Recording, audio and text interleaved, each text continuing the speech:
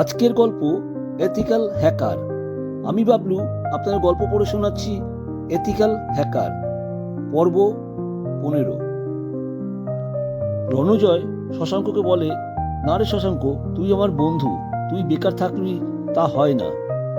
রণজয় বলে, দেবনারায়ণ কাকু, তোমাদের মেন রাস্তার ধারে একটা জমি আছে, ওইখানে একটা গাড়ি শোরুম করার জন্য গাড়ি কোম্পানির সঙ্গে কথা হয়েছে।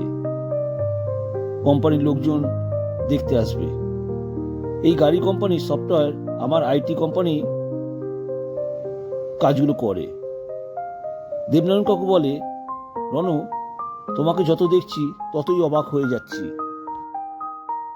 রণজয় এই কয়েকটা দিনে জিআর গ্রুপের মালিক রজত সাহার সব ধরনের তথ্য জোগাড় করে। রণজয়কে কয়েকটা দিন চুপচাপ শান্ত দেখতে লাগছে। গোপাল এই বিষয়টা দেখে এটা বুঝতে পারে এটা ঝড়ের পূর্বাভাস। বড় কিছু ঘটনা ঘটার আগে প্রকৃতির মতন শান্ত দেখাচ্ছে। গোপাল বলে, গুরু, ডিসিশন নিতে সমস্যা হচ্ছে? রণজয় বলে, আচ্ছা গোপাল, আমাদের এএসপি অনুরাগ স্যারকে তোর কেমন বা কতটা ভরসাযোগ্য মনে হয়? গোপাল বলে, দেখো গুরু, আইনের দিক দিয়ে স্যার অনেক ভরসাযোগ্য ঠিক, কিন্তু বেআইনি কোনো কাজ আমাদের কোনো সাহায্য করবে না, দরকার হলে বাধা দেবে। রণজয় বলে, রাইট। আজ রণজয় গোপাল সকালে মাঠে গেলেও খেলতে নামেনি, বাড়ি ফিরে আসে। বুড়ি ঠাকুমার এর মধ্যে ঠাকুরের পুজো দিয়ে চা খেতে বসে। রণজয় বলে, ঠাকুমা, আজ দুপুরে তোমার হাতে রান্না খাবো। ঠাকুমা কথা মতো বাজার করে আনে। দুপুরের খাওয়ার পর্ব শেষ হলে রণজয় অনন্যা ও বুড়ি ঠাকুমাকে বলে, বাবার বন্ধু রজত সাহা কত গভীর জলের মাছ, এতটাই প্রভাবশালী ব্যক্তি, আইন ব্যবস্থা এনাকে বেশি দিন আটকে রাখতে পারবে না, তা আমি জানি। বুড়ি ঠাকুমা বলে, একটা উপায় আছে, ধরি মাছ না ছুঁই পানি, এই কথাটা মাথা রাখবি রণ। আর শোন রণ, তুই বাপের ব্যাটা, এটা আবার প্রমাণ করতে হবে। আচ্ছা বলতো, গভীর জলের মাছ কখন জলের উপর উঠে আসে? রণজয় বলে, খুব সহজ, অক্সিজেনের অভাবে বা খাবারের জন্য। বুড়ি ঠাকুমা বলে, একদম সঠিক কথা বলেছিস, তাই কর।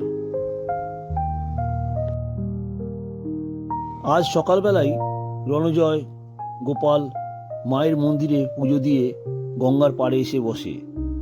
দূর থেকে একটা নৌকা ভেসে আসছে, মনে হচ্ছে ওই নৌকা থেকেই গানটা ভেসে আসছে। ওরে মন, চিন্তা করিস মিশেই, যেমন ছিলিস তেমন থাক, ভরসা কর মাকে, তার কাজ সেই করবে, অত অস্থির হোস না রে, ঠিকই তো ছিল তোর কাজ, করিস যা পরের তরে, না বুঝে সব করা যায়, বেশি বুঝে হয় ভুল, মায়ের ওপর ভরসা রাখ, হবে না তোর ভুল, ওরে মন, চিন্তা করিস মিশেই। রাতে সবাই ঘুমাচ্ছে। রণজয় ল্যাপটপে তখনও কাজ করছে। দেওয়ালের ঘড়িটার দিকে তাকায়, ভোর 3টে বাজে। ল্যাপটপের স্ক্রিনে রজত সাহার নামটা ভেসে ওঠে। রণজয়ের শরীরে রক্ত যেন টকবক করে ফুটছে। একটা একটা করে অ্যাকাউন্ট হ্যাক করা শুরু করে মোট 5,500 কোটি টাকা। বুড়ি ঠাকুমার গুরু ভাইয়ের অ্যাকাউন্টে 20 কোটি টাকা, বাকি টাকা মুখ্যমন্ত্রী ও প্রধানমন্ত্রীর রিলিফ ফান্ডে। বিদেশ থেকে টাকাটা ট্রান্সফার হয়। তখনও ভোরের আলো ভালোভাবে ফোটেনি। রণজয় আস্তে আস্তে বাড়ির ছাদে যায়। বুকের ভিতরটা কেমন যেন একটা কষ্ট হচ্ছে, একটা চাপা রাগ। একটা চাপা জেদ যেন সবকিছু তছনছ করে দেবে।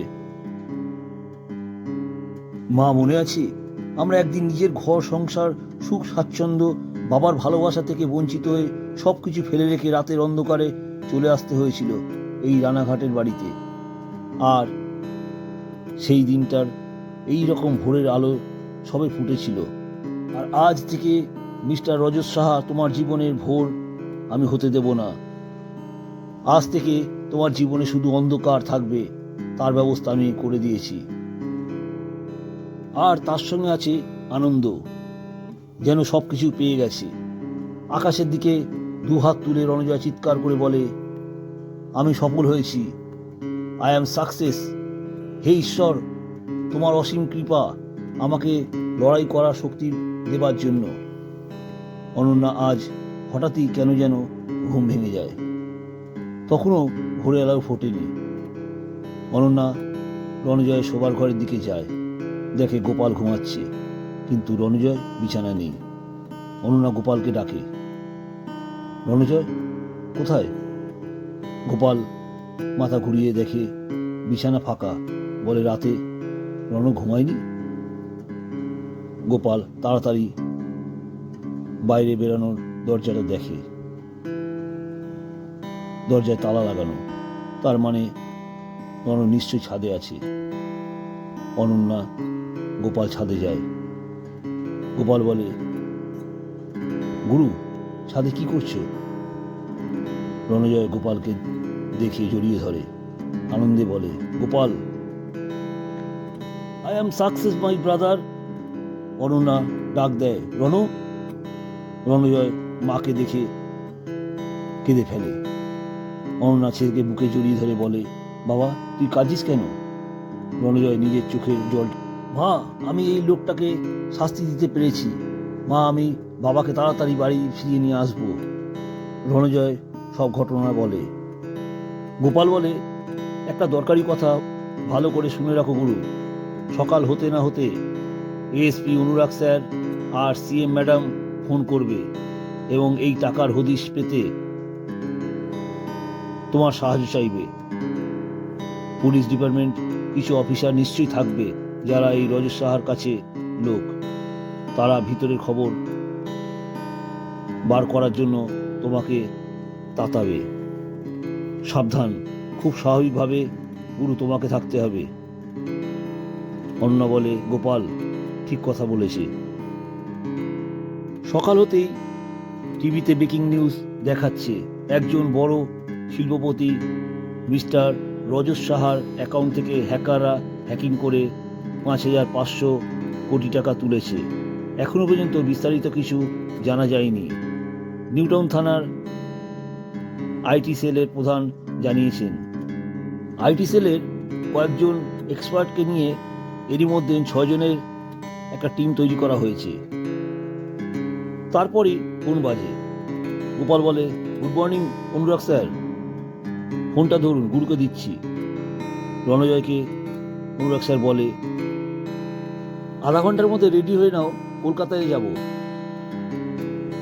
সিএম অন্তরা ম্যাডাম রণজয়কে জানায়, ম্যাডাম নিউটাউন থানায় দেখা করবে। আজ সারাদিন প্রচেষ্টা করে কিছু চাইনিজ হ্যাকারদের এইসব কিছুর সঙ্গে জড়িত থাকার প্রমাণ পাওয়া যায়। কয়েকজন শিল্পপতি অ্যাকাউন্টের ট্রানজাকশন ব্যাংক বন্ধ করে দেয়। আজ রাতে গোপাল পাশ করার আনন্দে একটা বড় পার্টির আয়োজন করে বুড়ি ঠাকুমা বাগান বাড়িতে। আসল আনন্দটা কি তা শুধুমাত্র 4টি প্রাণী বুড়ি ঠাকুমা, রণজয়, গোপাল ও অনন্যা জানে, যা সবাইকে জানানোর কোনো প্রয়োজন নেই। পুরনো স্কুলের সব বন্ধুরা আজ উপস্থিত হয়। আজ সকাল সকাল নাম করা একটা সংবাদপত্রের রিপোর্টার আসে এবারে রানাঘাটের বিধায়ক পদে সবচেয়ে কম বয়সে গোপাল রায় প্রার্থী হয়ে দাঁড়ানোর জন্য। রিপোর্টার প্রশ্ন করে, গোপাল রায়, আপনি আপনার সম্পর্কে কিছু বলুন। গোপাল বলে, আমি আমার জীবন সম্পর্কে শুরুটা কিভাবে করব জানি না, তবে আজকে যে গোপাল রায়কে দেখছেন তার পিছনে একটা বড় গল্প আছে। বাবা মা, ঠাকুমা, দিদি আর আমি গোপাল, এই নিয়ে আমাদের সংসার। এখন ঠাকুমা বেঁচে নেই, মারা যান বিনা চিকিৎসায়। বাড়ির আর্থিক অবস্থা তো বাদ দিন, দুবেলা খাবার জুটতো না। আমি ফুটবল খেলতাম ছোটবেলা থেকে, মানে এখনো খেলি, গোলকিপার হয়ে। আমাদের রানাঘাট ইউনাইটেড ক্লাবে যারা প্র্যাকটিস করে তাদের প্র্যাকটিস শেষে একটা টিফিনের ব্যবস্থা ছিল, কলা পাউরুটি। টিফিনটা বাড়িতে এনে আমি, আমার দিদি পাউরুটি দুজনে ভাগ করে খেয়ে স্কুলে যেতাম। স্কুল থেকে ফিরে এসে এক মুঠো মুড়ি আর সকালে পাওয়ার কলার অর্ধেকটা খেতাম। মার ভাগে এক মুঠো মুড়ি আর জল। ছুটির দিন বাড়ির সামনে উঠানে লাগানো লাউ গাছের লাউ এর ঝোল আর ভাত। বাবা খুব বেশি ছেলে মেয়েদের সামনে আসতো না, এসব দেখে কষ্ট পেত। বাড়িতে একটা ছোট্ট গোপাল ঠাকুর ছিল, তার কাছে আমার মার চাওয়ার শেষ ছিল না। আমরা রাতে ঘুমিয়ে পড়লে বাবা ভাবত ছেলে মেয়ে ঘুমিয়ে পড়েছে, তখন আমাদের মাথায় হাত বুলিয়ে দিত। মুখে কিছু বলতো না, তার চোখ দিয়ে ফোঁটা ফোঁটা জল পড়ত। একদিন মাকে জিজ্ঞাসা করলাম, মা, আমার নাম গোপাল রাখলো কেন? মা বলল, ছোটবেলায় তোর মুখটা গোপাল ঠাকুরের মতন দেখতে ছিল, তাই তোর ঠাকুমা তোর নাম রাখে গোপাল। সেই দিন মনে মনে গোপাল ঠাকুরকে বলেছিলাম, গোপাল ঠাকুর, তুমি ভগবান হয়েও তোমার হাত পা বাঁধা, তাও তোমার গুরুত্ব আছে। আর আমি হাত পা মুক্ত গোপাল রায়, কিন্তু আমার গুরুত্ব একদম নেই। আমাদের অভাবের সংসারে তুমি এসেছো, কি কষ্ট করছো। সকাল সন্ধ্যা তোমার খাওয়ার বরাদ হলো এক চামচ চিনি। আমি হাসতাম আর গোপাল ঠাকুর আমার দিকে কেমন ড্যাব ড্যাব করে তাকিয়ে থাকত।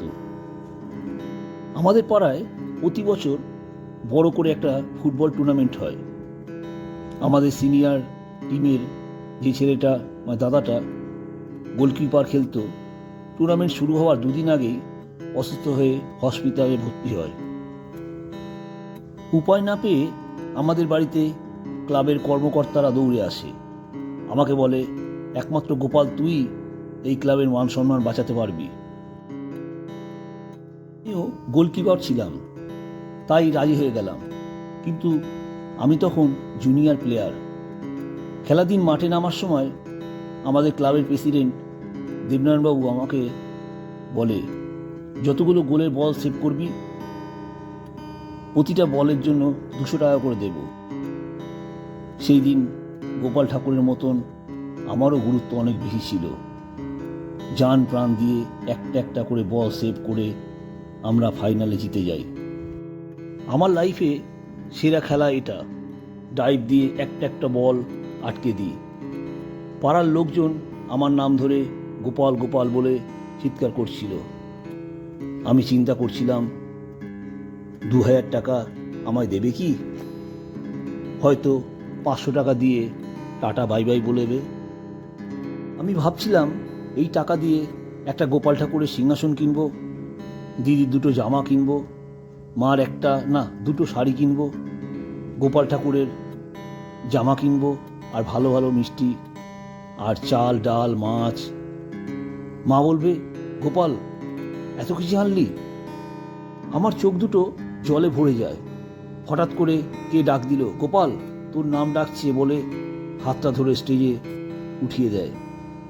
আমি চোখে ঝাপসা দেখছিলাম। আমি বাবলু আপনাদের এতক্ষণ গল্প শোনাচ্ছিলাম।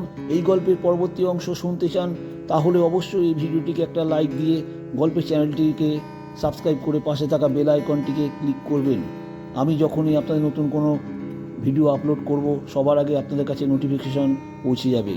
আপনাদের মূল্যবান সময় দেওয়ার জন্য অনেক ধন্যবাদ।